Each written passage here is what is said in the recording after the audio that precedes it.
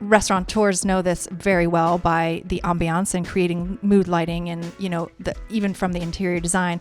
But on a branding aspect, it's a challenge to evoke that sort of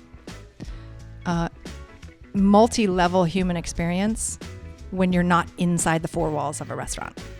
And I think that being able to tell the story and connect emotionally. And when I say human experience, it's really about giving somebody a smile, like a memory, like you talked about Ghost Street Tacos, and it's now in your brain because it's kind of a cool concept, something different, and that logo might start to tell that story before you even taste their tacos or before you even hear about that. This episode made possible by Restaurant Systems Pro. With excitement, allow me to introduce to you today's guest, Principal and Creative Director of Miss Details, Tanya Gagnon. My lady Tanya, are you feeling unstoppable today? Yes, I am. Thank you. Yeah. We've had some time to talk, and I know you're going to crush it. And I'm super stoked to be here because during the pandemic, around that time, I started doing more workshops where I'd get these people who are experts and specialists on the show to dive deep into a subject or a topic, and we would get really specific. And I kind of got away from that when I started traveling again because I love meeting people, restaurateurs, and going into their space and sharing their stories. But there's value in these conversations too. And I want to start using those restaurateur interviews to find the Tanyas of the world. Mm-hmm. And when I do find those people and they're in that market, I want to connect with them and go deep into their area of expertise. So that is what we're going to be doing today. And I should give a shout out to John Bankwell with Ling and Louie's, who called you out on air, and he was able to make the introduction. You helped him with his branding. Holy smokes, lady. Aww. And the reason why you came up is because I complimented the branding. It was your work that you did with the taqueria. Oh, yes, the Ghost Street. Mm-hmm. Yes. The combination of Asian and Mexican culture tied into the brand. I was like, this is beautiful. I was like, who did this? And that's how you came up.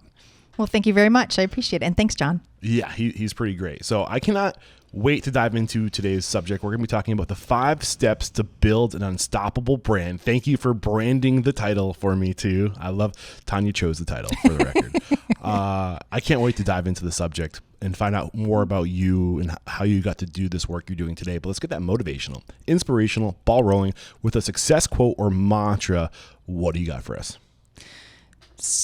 3 things come to mind for me. Details matter, work hard, and be kind. Details matter. Yes. Work hard, be kind. Why are those your 3 things you want to bring to the conversation? Well, my business name doesn't lie. I'm definitely all about the details, and I always have been personally. I think if you pay attention to the details, both in your personal life and in work, it helps you connect. If I pay attention to where you're from and your favorite food, or, that your dog went to the vet last week and I ask about it, it makes you feel like you've been heard and seen. Small details like that. And then when it comes to what I do in branding, the details of the design and understanding the story and the nuances behind a reason why we do something makes for a deeper connection, a more emotional connection. A subconscious connection. Exactly. Yeah, I love it. Yeah. Great way to get this thing started. Yeah. And before we dive into these 5 steps to building an unstoppable brand, tell us more about who you are and how you got to where you are. Like, why should we listen to you? What makes you so special? Good question. Yes, there are lots of branding and design experts out there, and I think I approach it slightly differently. So a little bit about me. I have had my company, Miss Details, for 20 years, and I've been doing this for a little bit longer than that. My degree is originally in design, and I actually wrote my thesis on sensory design, which is like designing for all of the senses, not just the sight or sound or touch, just a combination.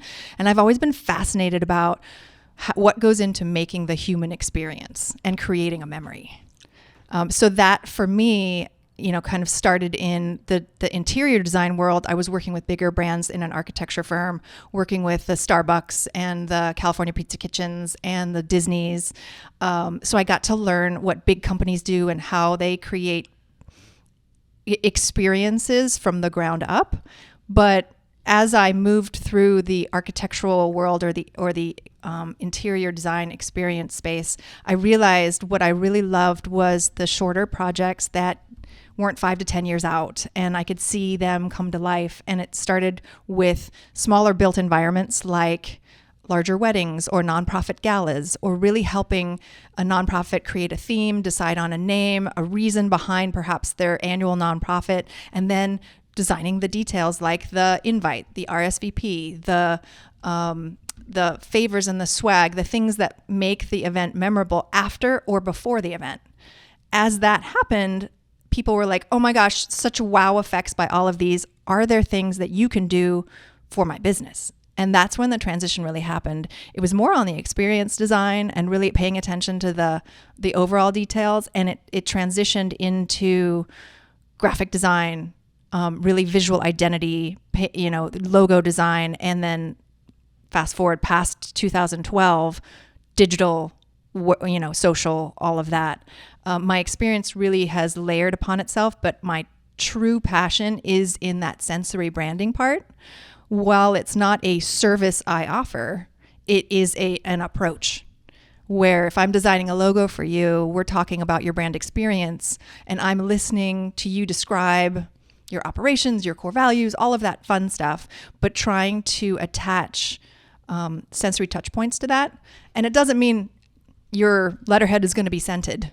It doesn't mean that you're going to hand out certain things. But if I tell you a brand, their signature scent would be bubblegum versus a brand's signature scent is scotch and old books. Right away in your head, from your cultural experience, you get a feeling that is intangible. And that's really where my passion is in the science, the neuroscience behind it. So back to why me, I bring all of that curiosity and that research and, 20, 30 years of experience to the small business owner. I have a couple questions for you. Yeah. So if you mentioned this, I was holding on to this in my head while you were talking at one point. That's why I got it out. But you said what your passion is really understanding the what goes into the human experience at a sensory level. Yeah. When you said that, I was listening to it, and then you started talking about your experience. How did you get in front of all these corporate entities like Disney, Starbucks, or something like what were you like? Did I miss that part? Did you share how you started? I quickly mentioned that I worked for an architecture firm, and they were the ones that it was their clients, and I was fortunate enough to be on the teams and helping them. And I got to, like, for Disney, they actually, when you're introduced to the brand, they take you to Disney World, you get the tour of the underground. Oh my gosh, you have to sign your life away because you're going to see characters with their heads off. Oh my gosh, it was so terrifying. Amazing. It was so great. I would love, honestly, that's a dream of mine to do to spend a whole month in Disney and just to go after all the different all the chiefs, and get into the psychology, the HR, the operations, the director of food, and just go deep into Disney and just instead of writing a book, just document the conversations and package that. Deep into Disney, keep that. That's deep a good name. into Disney, writing it down. But the thing I really wanted to dive into was what goes into a human experience, because you said this is really what drives you. Give me that next level shit. What goes into a human experience? What can you share? Oh my gosh, going deep here. So, just thinking about, and restaurants are perfect, by the way, because restaurants can include a lot of the sensory elements that, say, a typical office couldn't. But the human experience is about connection. It's about creating a memory in your mind that you can relive at another point. So you go out to lunch, you have a wonderful salad, you're talking with a great person, but all of a sudden, there's this, everything comes together where there's the ambiance, perhaps the smell of lemongrass in the air from the cooking, maybe the menus are on a copper board and it's sunset and I'm setting the scene. But when you set the scene, there are all these sensory parts that you can control. Restaurateurs know this very well by the ambiance and creating mood lighting and, even from the interior design. But on a branding aspect, it's a challenge to evoke that sort of multi-level human experience when you're not inside the four walls of a restaurant.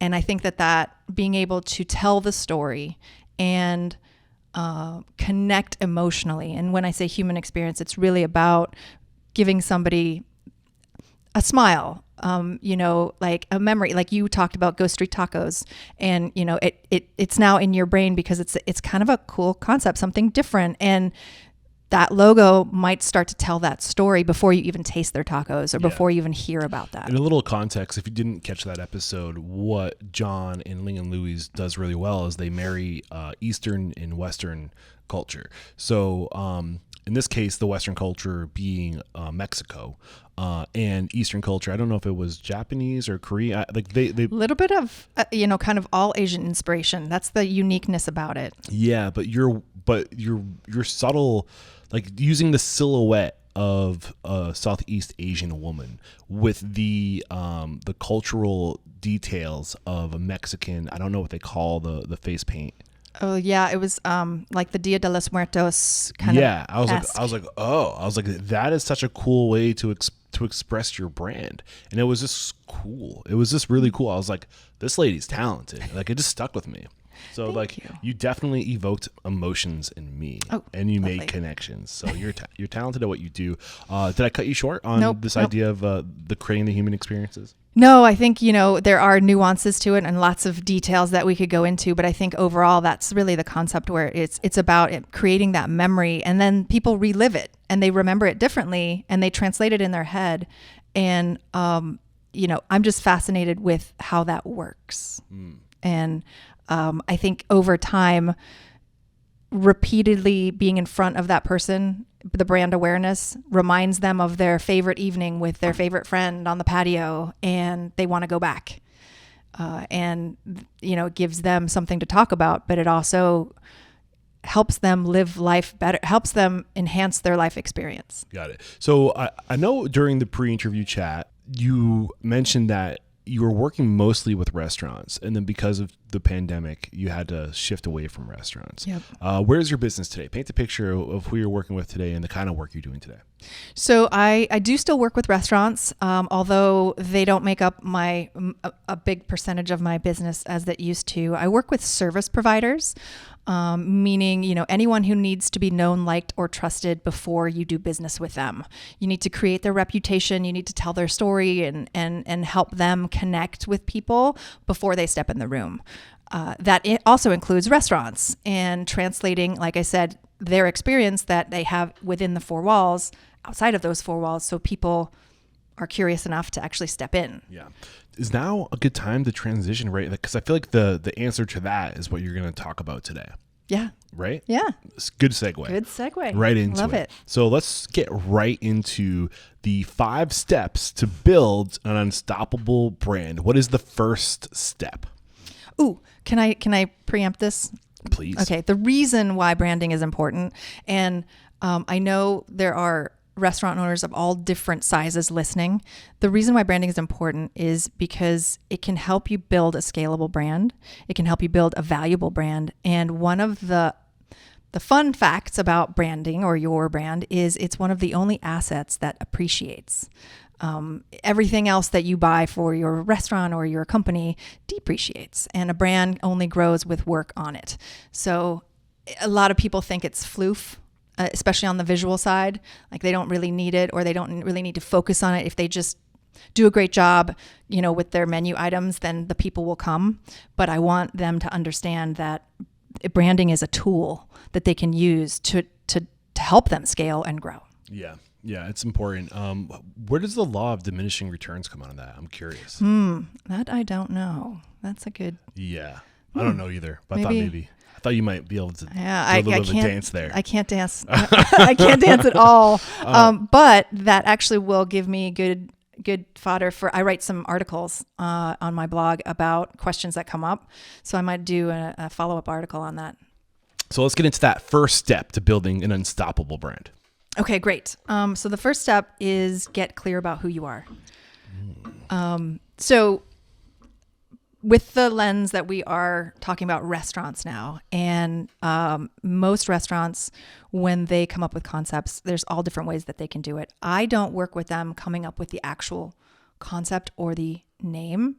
I help them once that sort of part is decided upon, like, oh, we're going to be a Thai restaurant and our name is Thai Joe's, right? But we don't know much from there.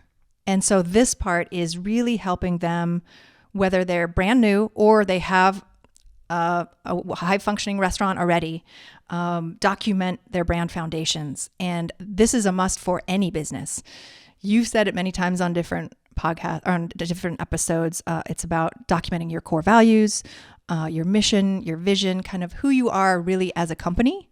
So you can not only get it out of your head if you're a smaller restaurant and it's really just you running it right now, but also so you can make sure to attract the right team members and you define your audience. There might be multiple different audiences that you're trying to attract. All of the things need to be documented before you move forward and design the visual identity. Got it. At some points, I might force you to. I know you gave me notes, and I'm really bad about. Like I told you, like my approach is chaos. Totally fine. So if I go off of some of the notes that you gave me, I apologize. But like if you were working with me, right? Mm-hmm. Pretend I'm a restaurant and I'm sitting down with you the first time. What kind of questions are you asking me about my brand? We're talking about. First off, I'll ask you: do you have core values? And I would say 50% of the time, people are like, "Well, no, not really." And so, can we go through the? Sorry, yeah. I want to actually now I want to share my core values. Do with it. You. And based off of what I tell you, like how would you build a brand around that? I'm Okay. really putting you on the spot. Oh my God, you are. Yes. So the unstoppable core values. We have integrity. We are, and I can spit these out back to you if you want me to. All right, I'm just making a few notes here. We have integrity. Mm-hmm. We are students. We are educators. We are collaborators. We are communicators. We are fiscally responsible, and we have fun. Okay. I haven't been very fiscally responsible lately. I'm not gonna lie. I'm spending a lot of money on the road. At least you've got that top of mind. It's still there, right? And that's a darn good list. I think taken individually, just some feedback. Like if you say we have integrity, most likely, people assume or hope that almost all restaurants or all businesses in general, integrity should be just something that's ingrained. Obviously, it's not, but it's great that you state it. It's your viewpoint. So my next question would be, tell me 1 or 2 sentences what integrity means to you. Doing what you say you're going to do. Okay. That was more than 2 words. No, that works. That's great. So we go, and we can do this for, tell me what have fun means. Keeping it light. Okay. I don't want to say unprofessional, but not stiff. Okay. So what I'm trying to do with questions, and we could go through all of the core values, is I'm trying to get a little bit deeper into your why. Like I could say I'm fun, and you could say I'm fun, and we could mean totally different things. So I'm trying to get your definition of what that means.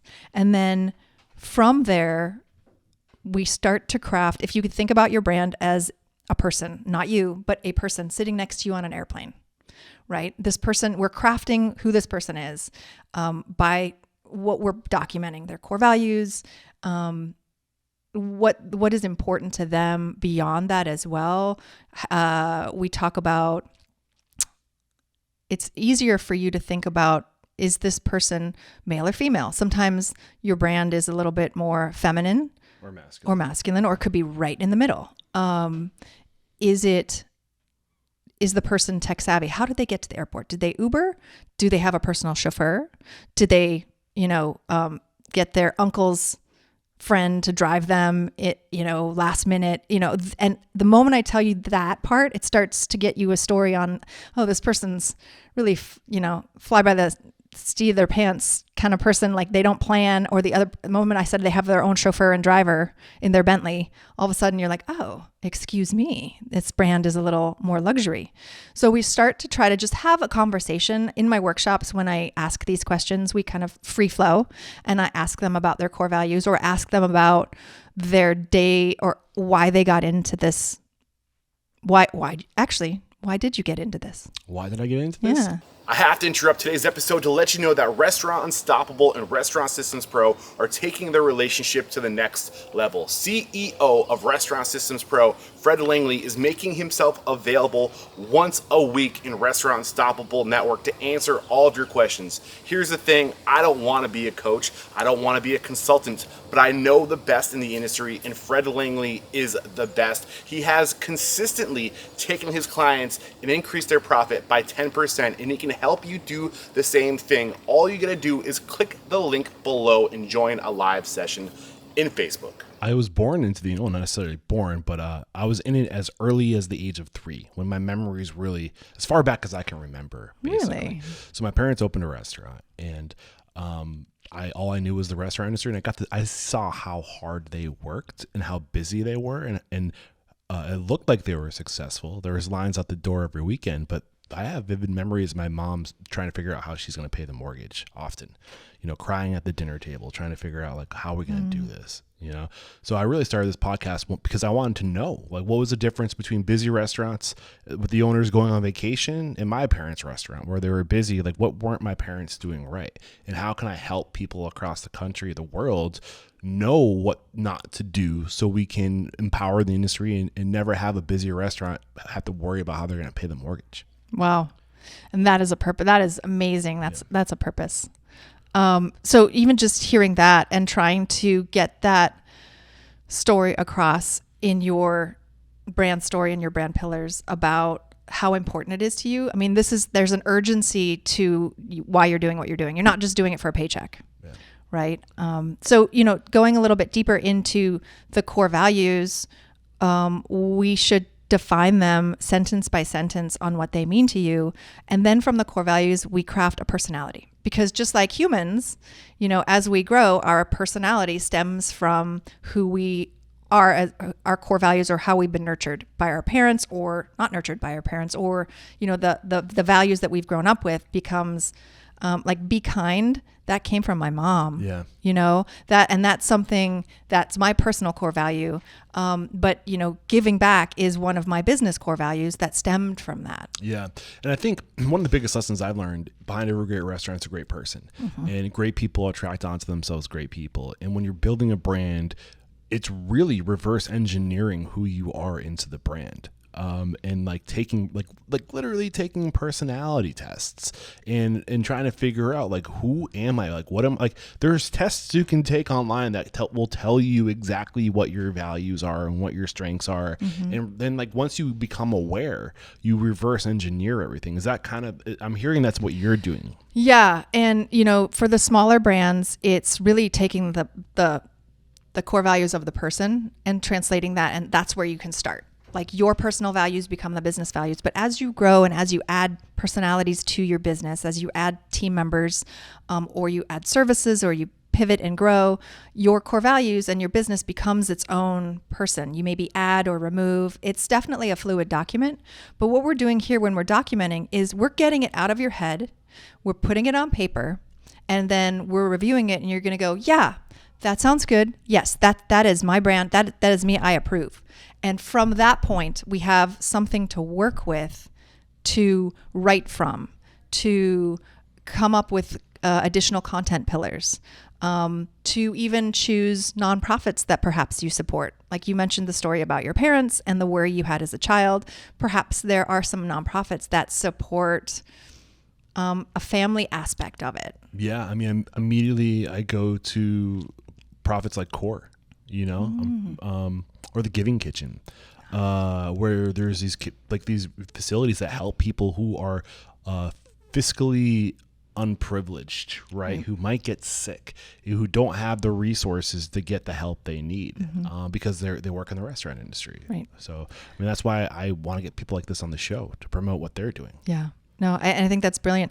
And so, and the most important part is, after much work, so we have a workshop, we'll pull this down, we'll have the conversations, we'll go back and forth, and we'll refine an actual beginning of a brand foundational document that has these listed, and we sign off. Obviously, it can change over time, but now it's here. We don't need to always check with you, the owner, when we're making marketing decisions. We will write from the brand messaging guide. We will write from the fact that we know the core values are what they say they are. Like we're not going to change them tomorrow. And that's a lot of some things that the restaurant owners don't do. They don't put it down on paper. So we're talking a lot about like core values. Did we mention getting to the mission and to the why and to your audience? Yeah, we haven't mentioned that yet, but that's part of that initial meeting or kind of your initial step in order to define if somebody does have a why. Like I mentioned to you, I think we were chatting before we started, there are many reasons why people get into restaurants. Some people, it is their passion and it is chef and they've always wanted to own their own restaurant. And some people, they buy in. Oh, sorry. I was burping that I don't time. know. I didn't know if you wanted to cough again. No, very considerate. But, finding out why are you in this business? There are millions of things we can do to make money. Why did you choose this one? And that's usually a great conversation. Got it.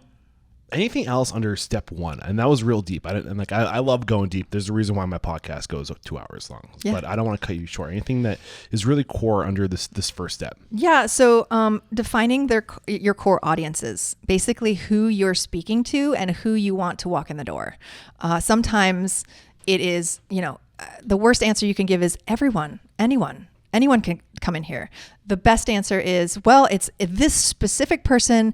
It's, the happy hour crowd, because we have a lot of offices around here and they're, ages 25 to 35 and they're really stressed out because there's a bunch of engineering firms around here, something like that. Yeah. To give you an idea. And then there could be multiple audiences where you're targeting busy moms who need to bring home takeout at the end of a day for their kids, but it needs to be healthy. Yeah. So you start to define that along with that. Again, during our pre-interview chat, and this is one of the reasons why I worry about talking too much before the interview, because I take things for granted in the conversation. But you mentioned that sometimes you work with people and you're helping them develop a brand. And when you start getting into this whole exercise of who are you, what are your values, why are you doing this, and they're like, well, because it's a huge opportunity to make money. And like they're really hard to work with. And as a professional, you have to still work with those people, right? Yeah. What do you do? Like, say like you're a restaurateur and like you see that there's this trend happening and you're like, wow, there's a really great opportunity right now for me to do fried chicken sandwiches or, poke bowls, or what else is another hot brunch? Yeah. Like what's another hot trend right now where people will like create a concept? Like, how do you handle that? Right. Usually there's a story about them. Just what I like to do is I get in their mind about them as entrepreneurs and how they run a business versus if boba tea is their passion, right? So you get to the core of what the greater passion is, not right. necessarily for the thing that you're trying to create a brand around. Yeah. And, you can kind of pivot and talk about a few different areas, but if there's no real tie to that story or, they're really getting into it mainly because, like you said, it's a money thing and it's a trend, but they want to rebrand brand. It's about looking at the industry and trying to differentiate them based on what they are doing differently. Right. And the reason why I'm bringing this up now is because you mentioned it's about starting with the target market. Mm-hmm. And like, how can we appeal to this market? Right. And how can we create an avatar? Like if we were creating a person who did have all these values, and like I don't know if this is necessarily the way to go, but I just want to make that clear. Like, I get that this is a way to do things. Right. I wouldn't encourage you to do things like this. I think I say it all the time, behind every great restaurant is a great person. And I'm trying to help those people who have something that is important to them, that is backed by core values and a vision and a why. I want to help those people, but I think there's an adjacent lesson here. Yeah. Authenticity is big. Yeah. And honestly, that's one of kind of the deal breakers for me. There needs to be, we can't say we have integrity and we really don't. Is that one of your core values, authenticity? Should be. Hey, there you go. Don't mention it, right? Down. Add another one to the list. But sometimes, one of the phrases I absolutely hate, and I get it, there's a place for it, but fake it till you make it. I don't like to fake things. There's a aspirational aspect to branding. You don't have to brand or design for who you are right now, but you can brand for who you want to be in 5 years. And that's not inauthentic. But trying to manipulate or use branding in a way to bait and switch. Yes. Yeah, you have to deliver on the brand, on what you're saying and what you're showing. I mean, or there's a disconnect and you're never going to make that second sale, third sale. That's yeah. I mean, I talk about this sometimes. It's one of the reasons why, I think marketing is sometimes the bane of human existence. Not because I don't think it's necessary, but because I think that people can be really good at it and be really bad at everything else. And yep. and have a successful brand. Sure. And it's just I feel like that just robs from people who do love the thing and who do have something special, but put all their time, energy, and resources into doing the damn thing and don't promote themselves well. Right. And it's just yeah. And there's just a lot of manipulative marketers out there, and I feel like they just look at they're very rule, here are the rules that you have to follow to be a good marketer. And if you're good at following rules and going through the motions like a robot, you can be successful. I think one of the reasons why I don't like it, because that's just so not me. I'm bad at rules. I break rules. I am Captain Chaos, so anyway, what's going through your mind as I'm saying this? I agree with you to a point, because there are, and that's like the slimy salesy part of it, right? The part that's inauthentic. And I'm going to keep saying that word, because there's a point where any business owner, and I see this a lot with restaurant owners as well. They're so into delivering an awesome product. The food is of utmost importance to chef-driven restaurants. And many times, they'll poo-poo any sort of marketing or any sort of branding because it's against what their core focus is. With other, it's definitely a challenge to make sure that any business can have great branding at any price point by paying attention to the kind of the steps and who they are. Yeah. I'm trying. I don't know if I'm explaining myself right, but I want to. No, I hear you. Okay. Yeah. And I mean, that's why we're here, Yeah. to make this information accessible to anybody, regardless of where they are fiscally in their journey, right? Yeah. I hear I don't know if I'm reading between the lines well or not, but I think we're on the same page. Yeah, and I think that the idea that you're not a rule follower, or you're kind of so focused in working in the business, it's hard to pull out and work on the business and steer the ship in one direction, let alone, kind of day-to-day operations, right? And that's actually where a branding framework can help with that. Yeah. It can give you rails without being too rule followers. Yeah, and not to get too far off subject. If you're like me, what you need to be good at is surrounding yourself with the Tanyas of the world and recognizing you can do your thing, and you might not be good at marketing yourself and promoting yourself, but if you can find a badass that's good at that stuff, then glom onto them and have them pull those characteristics out of you and put them to a brand. And that's why we go further together. So I'm not saying it's not necessary, but right, no. I think we've unpackaged this pretty well. Step one. Yeah, definitely. So what is step 2 to creating an unstoppable brand? And I think I might have inhibited you from actually answering the question, what is an unstoppable brand? Did we skip over that? No. Okay.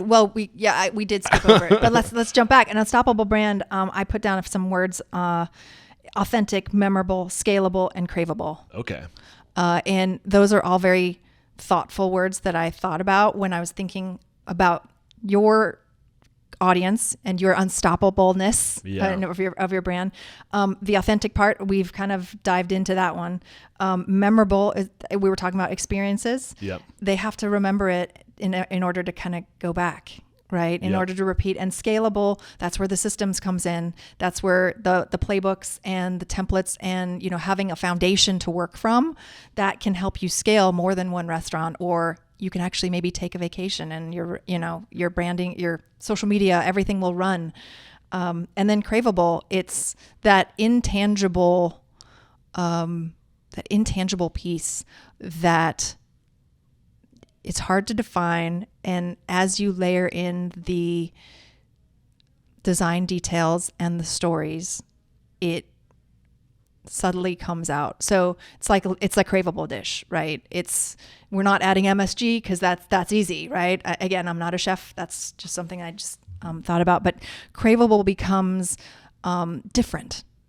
I want to go there. I want to support them. So you're craving an interaction perhaps with the people who work at the restaurant, that sort of thing. Well, I feel like this is where conscious capitalism comes in, and it's really understanding the why and like the desire and psychographics. What do people think of me when they see me going to this restaurant? That's true. Yeah. Yep. And just to add on the audience definitions, and this comes when defining your concept and also defining your brand foundations. It's what's important to your brand. Like, is it a healthy, sustainable brand, right? Are you just the comfort food, calories out the door, that sort of brand? Like, defining kind of your top three on who you are. And I myself have a bunch of food sensitivities, and kind of if there's a restaurant that doesn't make me feel like horrible for the way I order, I'll go back. Yeah. It makes me feel, if they make me feel good about welcomed, if they're delivering hospitality. Yes, if they're actually doing that. And believe it or not, there are so many brands that aren't. But I'm craving that. I will steer all my friends towards that brand because they hear me. Yeah. Right. Yeah. All right. Step two. So if step one is really reverse engineering, getting to the core of who you are, your values, your vision, your mission, your why. Once you've distilled that, what's step two? Step two is what people would probably think more is the fun part. It's the visual identity. It's really crafting an image based on step one. See, that's funny because I feel like step one is the fun part for me. I love that stuff. I am not a details person. So like putting that to paper and committing that to a brand is the hard part for me. Okay. Yeah. Well, and the hard part about step one is you have to agree to, like, that's your foundation and that's what it's going to be. And it's a lot of strategic work because sometimes it's not organized. And I have a lot of processes and systems where I have like a brand identity questionnaire and workshop questionnaires that we can kind of bring in all that information, especially for a business that's been around for a while. And with the visual identity, if it's new and fresh and there's nothing, being able to translate the nuances of the design, like you mentioned, like I asked you, what does fun mean for your core value? You're like, I like to keep it light, and how do we show keeping it light visually? Because that really resonated with me because that is your style. It's very comfortable. I don't hear chaos. Other than the spaghetti chords everywhere. Trust me when I say I have very loose framing. Like my interview format is, who are you? How'd you get here? Where are you today? Where are we going? Yeah. And great. That is the order. And today I said, just give me a list. Yeah. Make a list. Like, you're the expert. I'm going to show up. I'm not going to lie. I didn't look at this list until I sat down and opened my computer. Like, that is what I mean by chaos. You're not supposed to say that. Well, I mean, it's the speed of trust, like you're here because somebody told me to talk to you and I trust you. Mm-hmm. And if you trust somebody and if you have a filter, a process for getting people to talk to. So, I mean, that's what I mean by chaos. And I'm also clearly painfully transparent. And, it's trying to pull all of that into the personality. So usually what we start with is a logo design if you don't have it. Or if you do have it and we're refreshing or rebranding, we'll evaluate what you have based on what we've documented with step one. Yeah. So step two, we're talking about the visual brand personality and the attributes. And it's not just about the logo, but it's also about those other design elements, the font choices, the secondary colors, all of the stuff restaurant owners really care about, right? They I know a lot of it is floof. to many restaurant owners because it dives very far into the details. But once it's defined, we've got another set of brand standards that we can work from. Yeah. So how do you determine what colors determine what expresses somebody's brand well? Like, how do you land on shit like that? Is that like, are you like, what are you taking into consideration when you're trying to determine things like color? Like color, we're definitely thinking about color psychology at kind of the basic point. If it's a food brand, there are steadfast rules that say, the color blue is not great to use next to food. However, I've seen a lot of brands break that rule. I have blue next to a pineapple on my logo. But you're not serving food. But there's rules like that have just come down, and it stems from the fact that blue means like blue veins of meat and undercooked. Like it kind of comes from there, so it's not very appetizing. Blue also means loyalty, doesn't it? It does. Yep, that's why a lot of corporate brands use blue. And again, about blue because blue's in your loyalty, brand. trust. There you go. Yeah. And professionalism. So, God damn, I gotta change my color. But there's also another kind of blue, like the that lovely teal aqua blue of a vacation, right? So there's a lot of nuances to choosing the reasons behind the colors.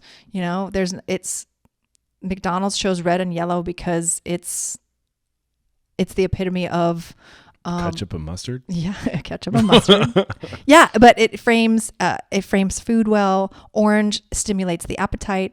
Pink calms you down. So there's a lot of like nuances in that. However, the average person won't look at the logo and, oh, pink logo, I feel so calm. Pink is one of my favorite colors. Oh. And I wear it often. I sometimes think about working pink into my logo.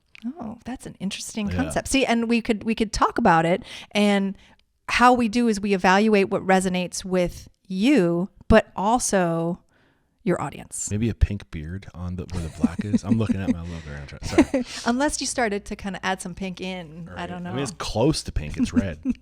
Anyway, so what are some other colors that we should discuss? Well, I think that it's not so much about the specific colors, but how the science behind them and how they work towards it. Now, I was rebranding a larger they were going public, and we were going to help them solidify their branding. And I remember presenting to about 20 people of their executive team and their CEO up the colors and the refreshed logo and such. And he's like, I don't really like orange. And I said, thank you so much for that feedback. That's great. And then this is the reason why we chose it. And we went through the target audience. We went through the reasoning on why the orange and how it resonates with the demographic.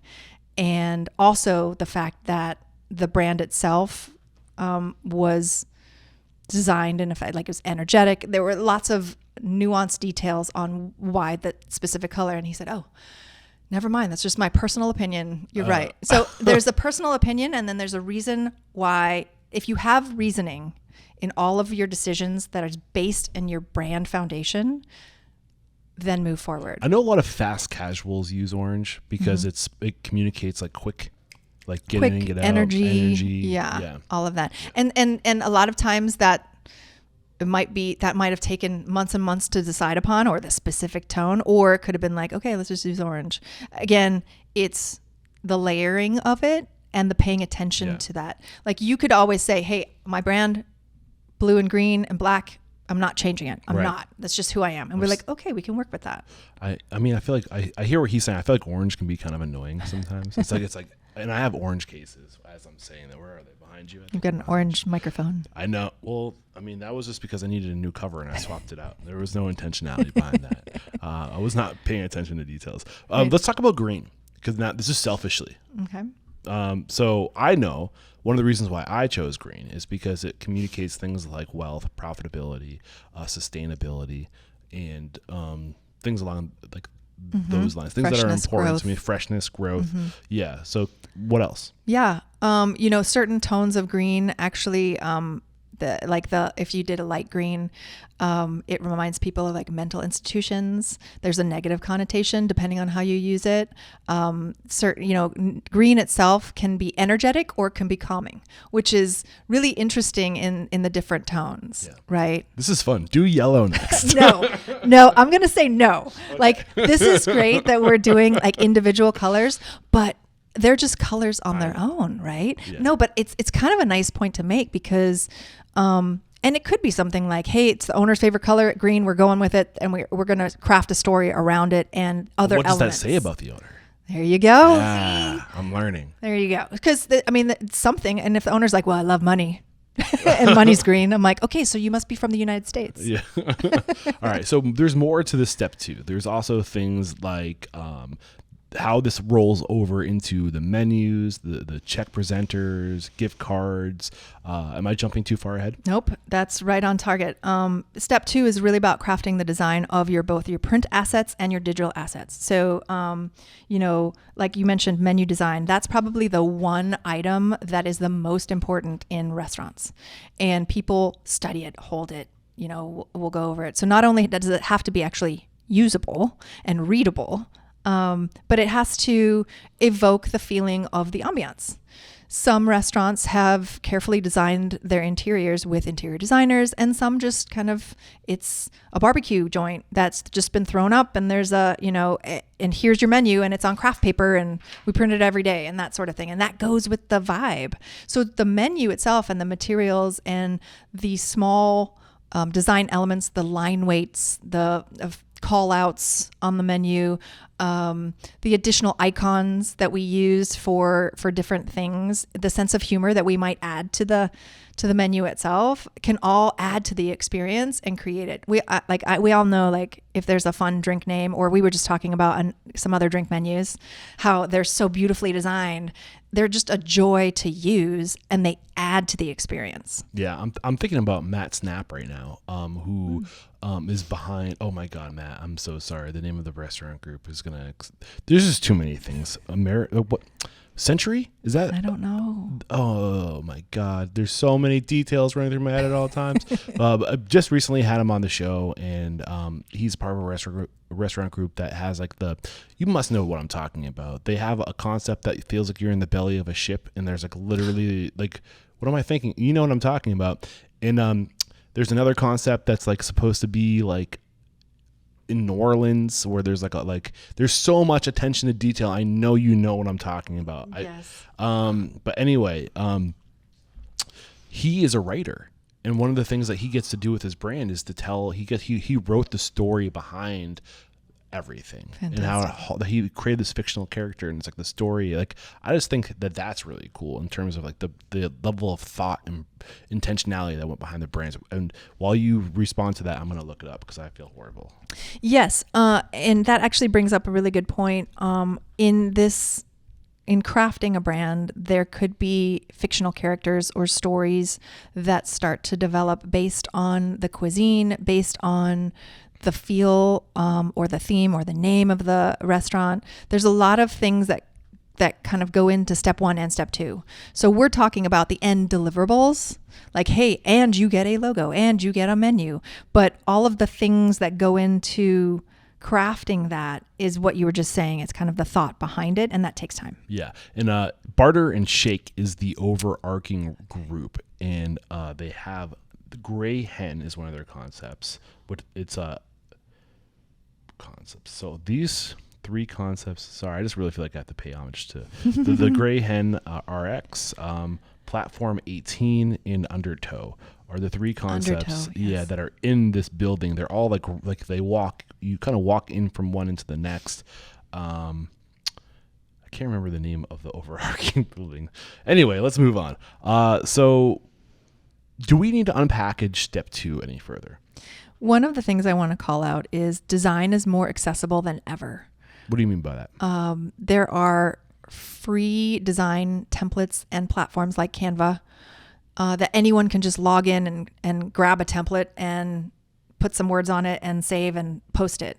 When I say that, it's not just probably 10, 15 years ago, the only thing business owners or restaurant owners had was word art.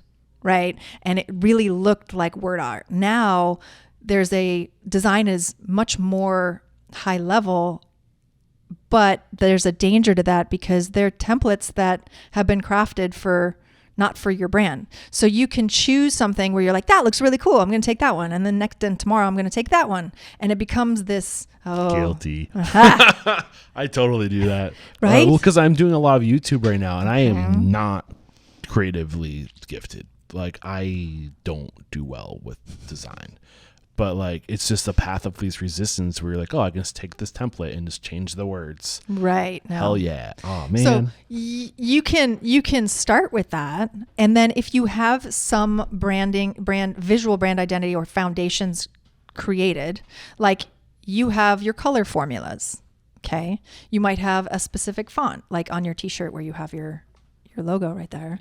That's a little bit different than what I'm seeing here. But what are you, attention to details or something? But if you have a core where you can customize a bit, and you know what to do, we can create brand templates for you on Canva. But the most dangerous thing is tomorrow you go and you find another template and you do it. If I'm glancing at those two YouTube thumbnail, and they look totally different, I'm not going to associate it. Oh my gosh, that's another episode. I've got to listen to it. I'm going to be like, oh, who's that? Swipe. Right. You want you want your brain to like instantly go, I know who that is. I recognize what's going on. You want somebody to recognize your brand even if your name is not on it.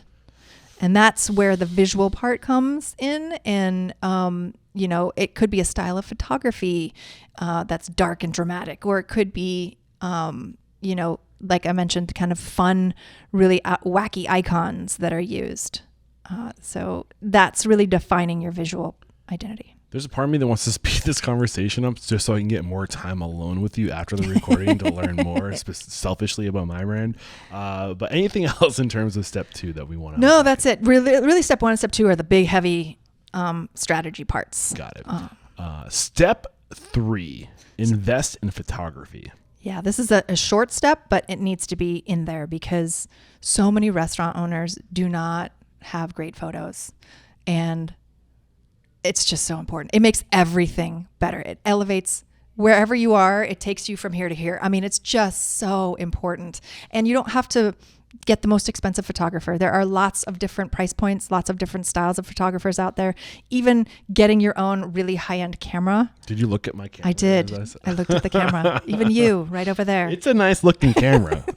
I hardly know how to use it. I'm not going to lie. It's a learning curve and a half trying to figure that thing out. There's a difference though. I mean, great interior pictures, food pictures, drink pictures, even just pictures of people at happy hour. You could have minimal visual identity to frame that and look like a professional, kind of restaurant that people actually want to visit. Yeah, I think especially today because it's like, I think photos of food, what is that, like a 15, 20 year like thing where it's really important. Like you're starting to see more photos of food on the actual menu, but beyond that with online ordering, totally, where it's like, at post 2020 where everyone's online with their food, like you got to have updated photos. They have to look craveable, delicious. And like, if you don't know what you're doing, it's really hard to compete. Like, again, you could have somebody come in and you could make this beautiful looking burger one time, have somebody take a photo of it one time, and then put it online and have it be crap for the rest of its existence. And it will sell, back to my point of just marketing can be the bane of human existence sometimes, but you have to compete with that. So you have to also do it too.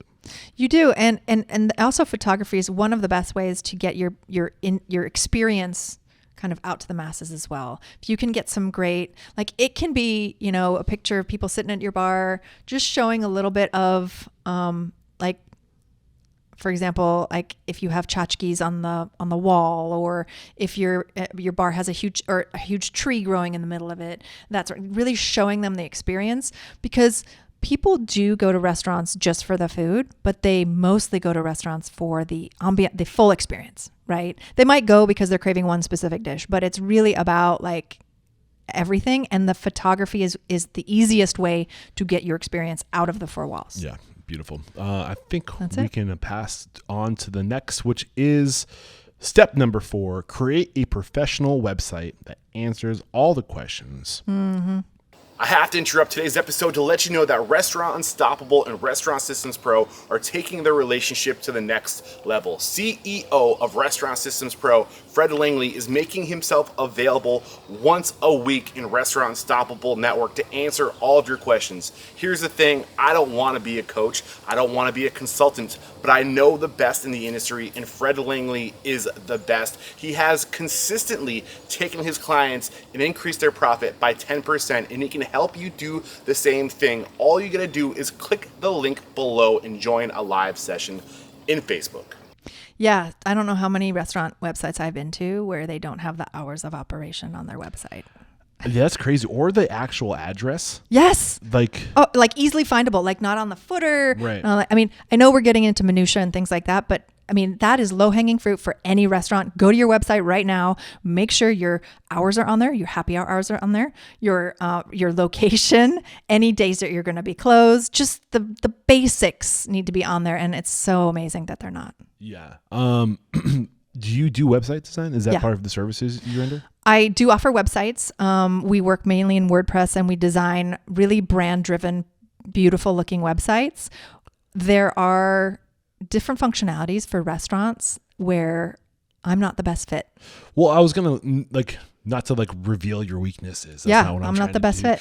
But I feel like what I was gonna say is I think today there are services that exist. Totally. Yep. One of my current or recent sponsors, no longer a sponsor, but I have a couple of recent sponsors. I'm going in order of when they sponsored me most recently. So the most recent, owner.com. Great tool. Pop Menu. Pop Menu, I was going to say that was the one I was going to recommend. Great tool. Yeah. And another one I've seen a lot of recently coming up is Spot Hopper. Oh, haven't seen that. I've been seeing that show up with a lot of my guests, and Bento Box I feel like was the OG, the one that really I think going on over 10 years now. I know they're around when I started my podcast, and they were really scaling hard. But there's certain features. What are those features that you're not good at? So yeah, exactly. Making you get vulnerable here. No, you're right about the websites. We design websites for service providers, but restaurants, I mean, we will do, some restaurants don't need all of that functionality or don't want to manage any of it, which Pop Menu does an amazing job of integrating all of the technology and all of the email marketing and that sort of thing. What I'd love for restaurants to be able to understand is their website is a tool to get the word out and have people who want to connect with them or learn more about them be able to. Yeah, and it's also a first impression. Yeah. Maybe second impression, honestly. Today, the first impression is the SEO. I'm searching for a restaurant. What does my brand look like on Google? Yeah. And paying attention. It's amazing how many, and managing, by the way, when I say your hours should be on your website, they should match your Google and your Facebook, and you guys should manage those. For sure. Restaurants, I manage a couple Google for Business pages, and I'm shocked at, it's the only industry where people love to give reviews nightly, daily. Right. I mean, just hundreds and hundreds of, it's amazing. One thing that came out of the pandemic, which was a good thing, is it kind of kicked most people in the butt to update their digital presence, not just the visual appeal, but also the functionality. And the cool thing about delivery is that there's almost literally no limit on how much volume you can do. If you have a product that travels well, that's craveable, you can make as much food as your kitchen can put out, and I think that it's important to have a website that is a path of least resistance to purchasing.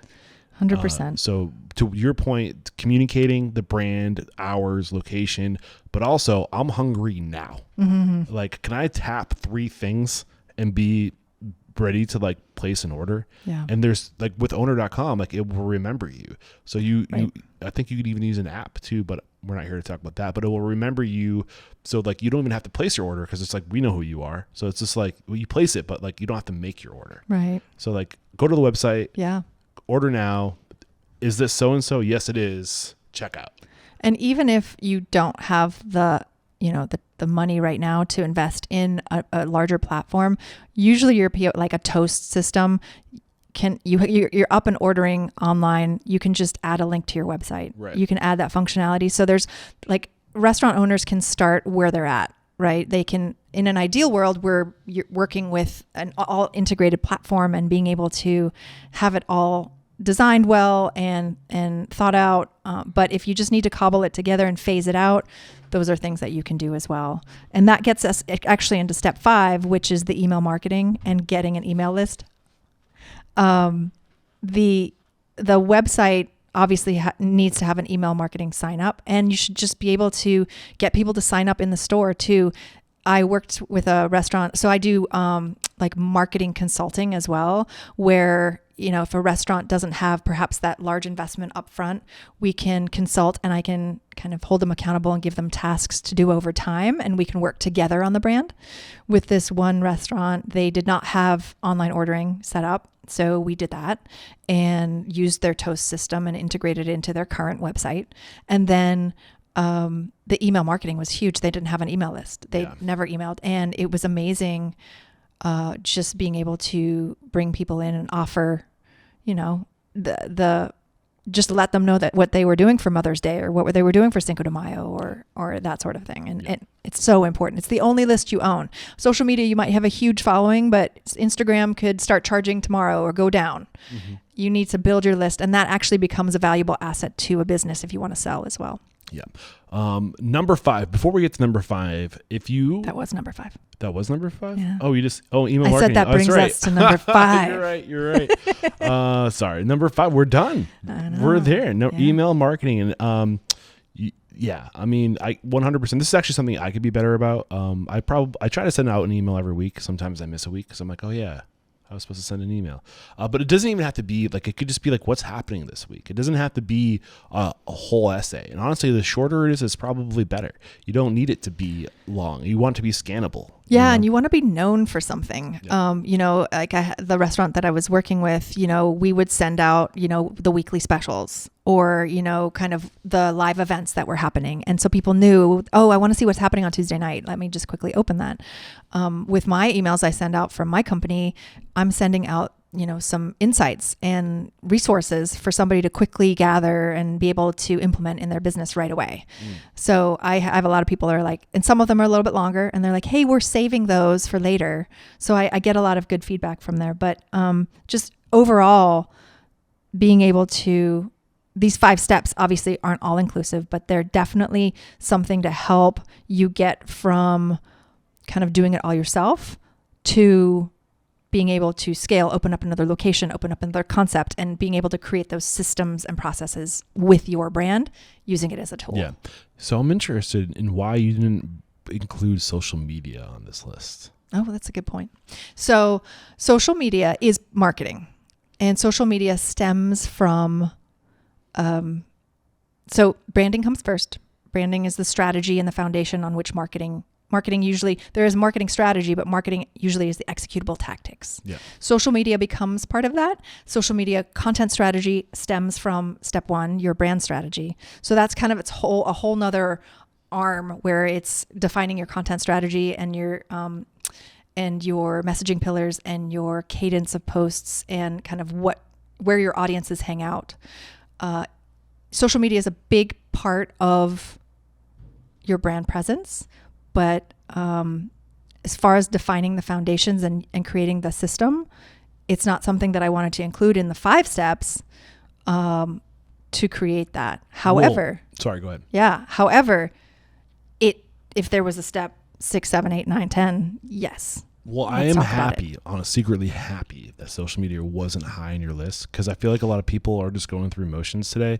And here's the thing. There's a lot of people that exist who want to be social media experts and coaches, and they're trying to build their clientele. So they put this over realistic emphasis on social media and then make people think that it's more important than it really is, because there's something that they're trying to sell behind that. And I think that's a really important thing to be clear about.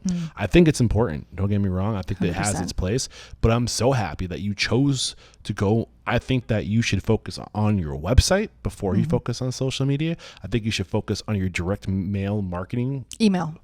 Well, email is and direct mail.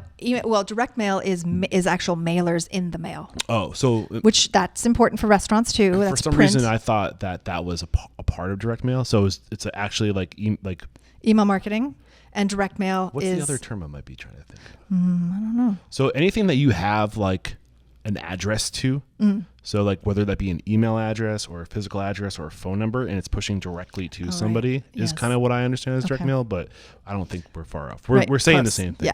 Yeah.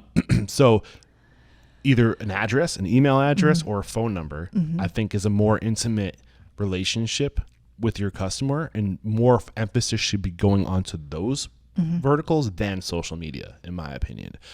If social, like TikTok literally might not be an option tomorrow. Right. There is serious conversation about the government banning TikTok. Totally. How much energy have you put into TikTok recently when you should be growing your list? That's way more important. And, the importance of social media in general is brand awareness, right? Oh, yeah, let's go to them for happy hour tonight, that sort of thing. And being able to show the experience and connect with your community. But driving those people, like the end goal is to get them to your website to look at the menu, or to get in your doors, right? To order from you. The end goal would be to get them on one of these platforms or in your store, like your website or your email marketing. I think social media is so important for consistency and getting your brand out there, but we could go into a whole different show about the strategy and not doing the things that you mentioned. You don't need to be doing a little dance on TikTok every day to just get views and followers, and then you can sell ads or, and that sort of thing. Well, so owner.com, I had Adam Guild on the show, the founder of owner.com, and he made a really good point. He said, social media is made for a global audience, and most brands, most local brands, mom and pop brands, don't have a need to promote them. If you have a restaurant in New York City, or if you have a restaurant that's across the country, if you have a scalable concept and you're trying to scale, and people, then it makes sense to have a wider net being thrown. But it doesn't make sense for you to market yourself if you're in Boise, Idaho to Miami, Florida. It has such a broad. So there's like that sense of like, it's not designed for a small local business, but there's things you can do. I understand, to focus your social media on a local market, like tagging local things, and there's strategy involved. But anyway, I feel like we could go back and forth on this a lot. Yeah. That's a really good point. And there's a whole, like, you can really, anything that you have questions on, like, should I do this on social media, or should I be on TikTok or not? If you have questions like that, in order to help you kind of make those decisions and be clear, that's where you use step one, where it's your brand strategy. Does it align with who we are? Does it speak to our audiences? Are our audiences on there? So you can kind of check those lists, and that will help you make those decisions with all the noise out there. Yeah. Tanya, this has been a lot of fun. Thank you so much. I want to wrap up by giving you an opportunity to call somebody out.